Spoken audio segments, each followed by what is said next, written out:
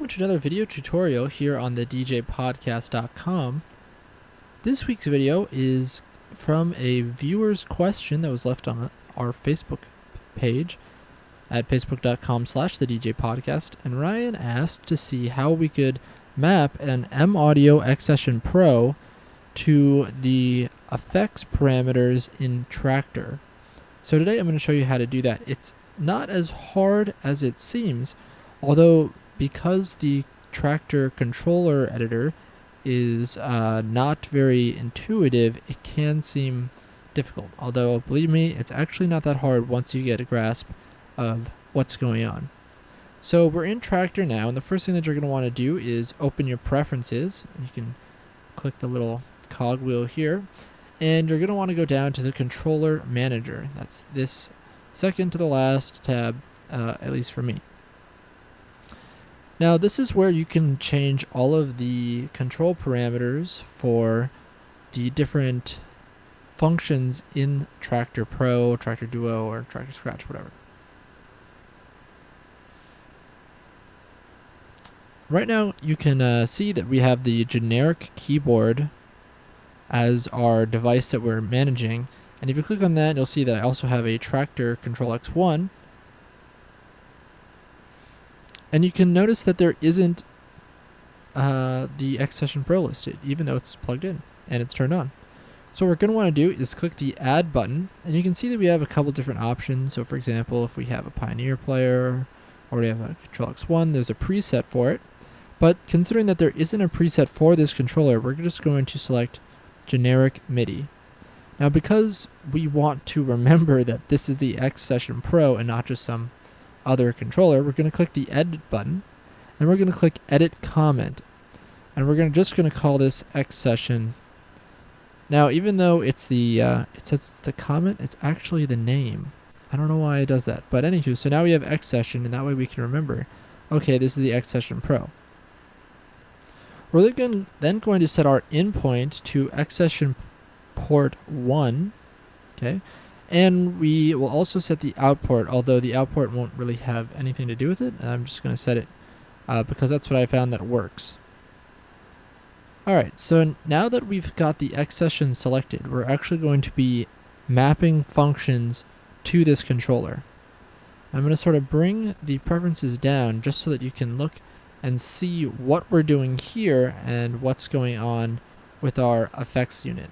Now what I'm going to do is, ideally, I would set this up where we have effects 1, effects 2, effects 3, effects 4, because each effect unit has 3 parameters and a dry wet. Now, the effects also have 3 parameter buttons and an on-off switch, and while I'm not quite sure how you would get around all of those with just this controller, the way that I'm going to set this up is the top button here is going to be to reset the effect, because they usually have a reset knob, so I'm going to have a reset here. And the bottom one is going to be whether the effect is on or off. Now this is not going to be whether the effect is on a channel or not, it's just going to be on or off, and you could do that for all 4 effects. Now I'm only going to do 1 because it kind of takes a while and I don't have time to go over all of them, and it's the same, so you can do that on your own. Now while we're going over just the effects today in this tutorial, this will also show you how you can map other parameters to the X-Session. This is kind of a basic MIDI controller manager overview. So we're just going to go from the top down because that is easy to remember where we are. So the first thing that we're going to do is add our first effect parameter to this knob, and what you're going to do is so you're going to click Add In, and we're going to go down to Effects Advanced because we have an advanced effect, and we're going to select Effect Parameter 1. So now we've said, okay, this is the effect, or this is the function that we want to map to a control. Then we're going to click Learn. We're going to move the knob that we want, which is this top one, and then we're going to click Learn again. You want to make sure that this button is not highlighted yellow and that you have a control here. We're going to leave it set as fader knob and interaction mode as direct. And now you can see that the first effect parameter up here moves when I twist the knob. Okay. We're going to continue along that same line. We're going to go effects advanced, effect parameter 2, learn, turn the second knob, click learn. Okay, then we're going to keep going until we have all three.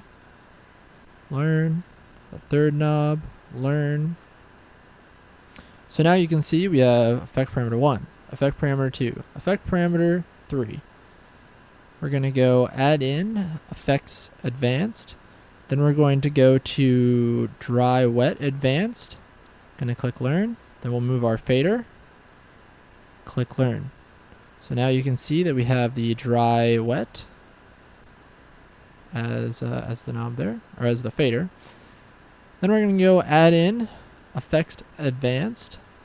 Then we're going to go to effect parameter reset, right? Okay. We're going to click learn, and then we'll click our small button for that channel. Click learn. And you can see that we have it's a button here, so you just have trigger. That's the only option here. So now if we push this, it should reset everything, right?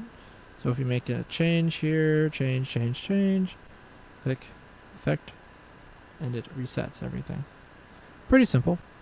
And we're going to go add in effects advance, effect on, and we'll go learn, click the larger button, click learn. Now this is one thing that is very important, but I think actually pretty cool because I didn't realize that it would do this. When you do this one by default, when you press the effect on, it is set to hold, which means that it only will go on when you hold it. This is kind of cool if you want to do like an effect that like you're chopping in an effect. You can just kind of hold it and press it on and off, and it'll go on and off really quick. But chances are you probably want to have it be a toggle. So that means that when you push it, it turns on, push it, turns off. And so that's basically how you could map the M-Audio X-Session Pro to work with your effects in Traktor. So let's just go over this again. So we've got effect parameter 1 on the top, effect parameter 2 in the middle, effect parameter 3 on the bottom. You've got a reset button for the smaller button for the channel, and you've got on-off set to toggle on the bottom.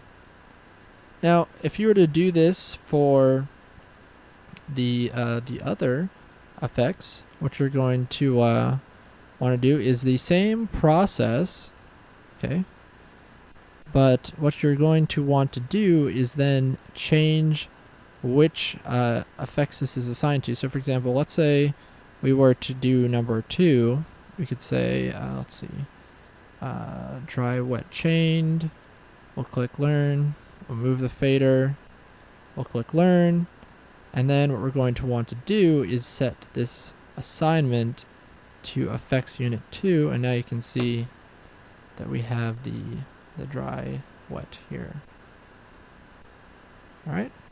So yeah, what you're going to want to do is, actually you probably want to set these to effects unit 1 just so that nothing gets confused. But it's just one extra step that you're going to want to include when you're doing each particular channel. Now if you are using chained effects, as you can see here, you're going to want to once again use the FX chained. The FX advanced are for the ones that are up here. Now if somehow you got this and you wanted to have maybe you use one of these 4 sections here to assign, well, let's say you're using 2 decks, so this is deck 1 and this is deck 2, but you have 4 effects somehow and you are mapping that to something else, and you wanted to say whether these were the effects on, so send to effects 1, 2, 3, and 4, for example. That's actually in the the mixer controls, which is kind of strange. So let's say, for example, that you wanted effects 2 on. So you would click that, learn. We'll click this button, learn. And we'll assign this to deck B, just to show for this example. Now when you press this, you can see that it turns on. And once again, this is automatically set to hold. Anywho, that's it for this tutorial here. I hope that answered your question, Ryan. And also, if you have a question that you'd like to see answered on the show, feel free to write on our Facebook fan page at facebook.com/thedjpodcast. You can also send a message or a tweet to @thedjpodcast on Twitter. Or you can send an email. We love to hear your feedback, your questions, that kind of thing. Send an email to feedback@thedjpodcast.com. Thanks for watching. I'll see you guys soon with another episode of the DJ Podcast. Take care.